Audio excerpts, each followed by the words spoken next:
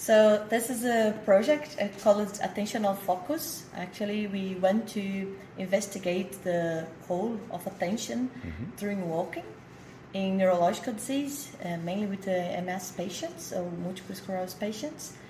So what we do, we have two protocols, and why we're using the Grail and the Multec, it's because we want to use a feedback or a cue or a feedback for the person to pay attention to the task. So the idea is one protocol, the person walk without feedback, so they can walk and wandering or just think whenever they want to think. But in a second protocol, we give them a feedback on walking speed. And actually this feedback is for them to pay attention to the task. I'm not interested in the synchronization, but rather that I want them to just pay attention during walking.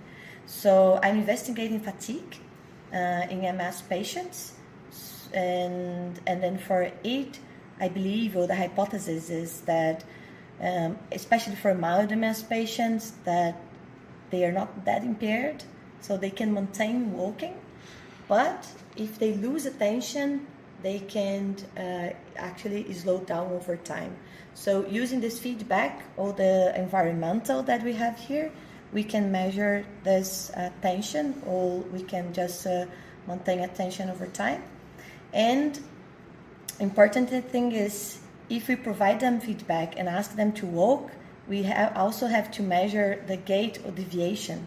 So are them presenting gait deviation if you ask them to walk as fast as possible and also maintain over time?